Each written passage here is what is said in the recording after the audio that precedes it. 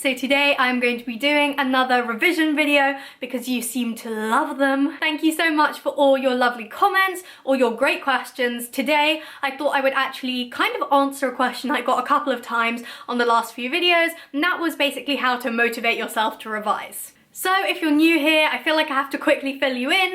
If you're not new here, you just skip ahead because you are probably bored of hearing this, but I'm new. I'm in year 13. I am doing chemistry, biology and geography for A level. I did history of art last year.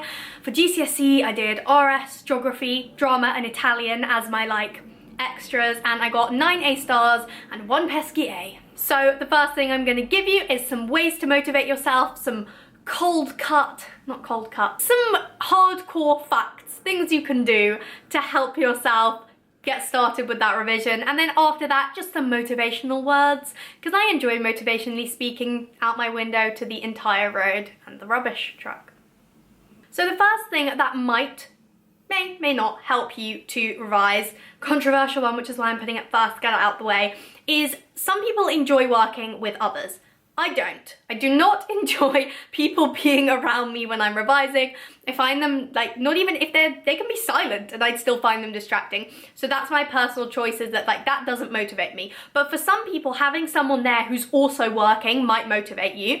If you don't have a real person to do that with, I recently found out, and I don't know, you may or may not know, there are videos online where people just work for hours and hours, and they've sped it up, or it's to normal time or whatever, and you can work along with them. So I think that's quite cool. I like the idea of that. If that's something you find helpful when you're revising, having someone there, you can do that virtually. Just put it on your laptop right there. They're working away, you're working away. That could really help you. So another thing you can do is a kind of two-part thing, which is goals. So obviously you're gonna have an end of exam goal. For example, I need to get 3 A's to get into the university that I want to get into. Therefore, my goal is to get 3 A's. But let's say you're down here and you have to get here.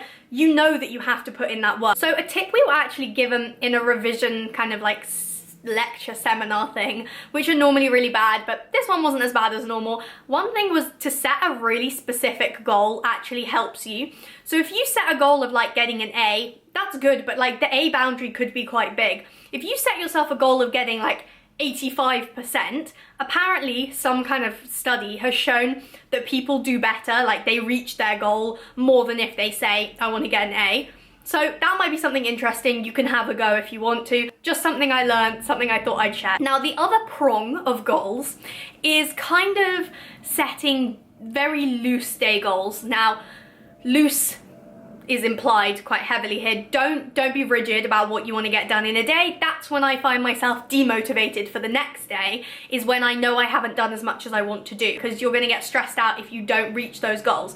But setting a really loose umbrella is what I did for my last revision, which was for my mocks. I kind of said okay, I'm gonna do a little bit of biology today, and I'd really like to do a chemistry past paper. If I get time, I'll make some notes on tectonics. But I didn't say what in tectonics, I just kind of made that idea. And then when I got through the day, I found myself, you finish it and you're oh wow, I didn't think I'd do that goal, but I did. So I'm not sure if that appeals to everyone. Lots of people like ticking things off from a list, as do I. But I think if you go too specific, you run the risk of disappointing yourself if you don't actually finish those things. So maybe being more broad about it, you get more done. That's what I found, at least. So I mentioned in my notes video that I have a spreadsheet that has all the topics that I need to cover, and then they're different colors whether I've done the notes or not. Instead of saying I'm gonna do this topic, and this topic notes-wise or revision questions-wise, whatever, I kind of said I'm gonna do some AS or some A2 or whatever it is. And you'll find yourself more motivated to do it the next day because you feel like you've actually achieved lots of little things. So something that I feel like people talk about quite a lot is little treats and exciting things that you can put either halfway through your revision or at the end of the day. Something to look forward to is so helpful. It's really nice to know you're meeting up with someone, or you get to go somewhere you really like. Try and get friends and family and people involved with this if you can, because it will really help you if they're there to be come on, do your notes, because then we can go to blah blah blah, wherever you want to go. Motivate yourself with whatever it is you want to, whether that's going somewhere, buying something, eating something. Pick things you love, maybe make a list of them,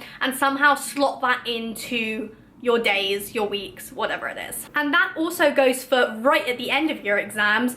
Pick things to do that you're really looking forward to, and then you know the whole time going through your exams and your revision that you're like working towards that fun time in your life. I love the idea that when I'm done with my exams, there is a whole bunch of things already lined up that I'm just going to be able to go and do and not have to worry about anything else, and it really makes me want to make this period of my life like really intense, really focused on my exams, and after that it's going to be just like fun. So something really useful for those subjects where past papers are key. If you're a past paper person, which you should be, this might be helpful for you.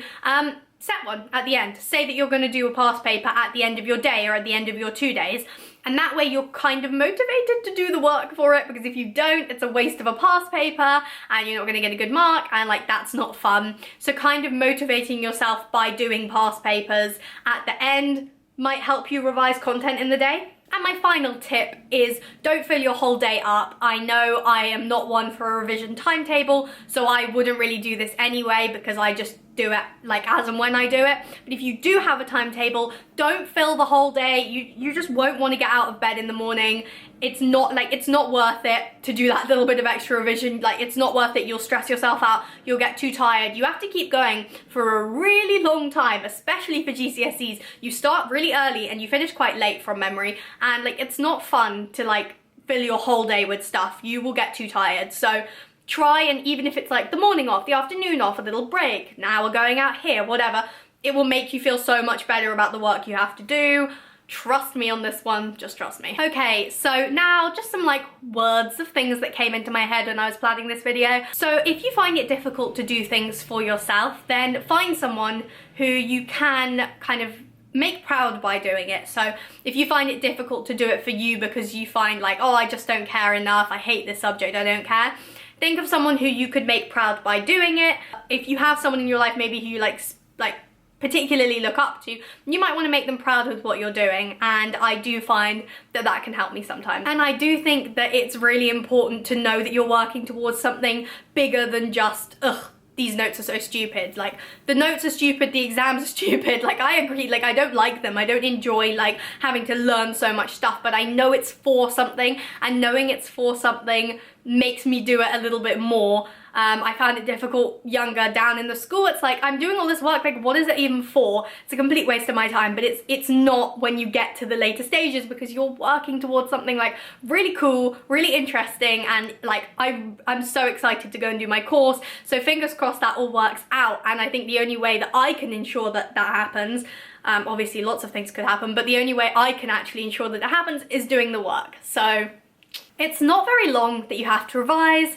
It may seem like a really long time, but actually the amount of revision time you do is not long at all. I'm feeling like dread about the Easter, because it's like 3 weeks, and I know that really I should be revising those 3 weeks. Everyone says to revise at Easter, like I will do it, but it seems so like drags on, and I have basically from now until the 27th of June, which is my last exam, to basically revise, and like that's so irritating to me. And then I remember how short of amount, that's such a short amount of time to actually like work hard, and I'm gonna be able to have breaks in between and have like a nice time. So you might as well just go for it because it's such a short time. And finally, just think of the relief when it's done.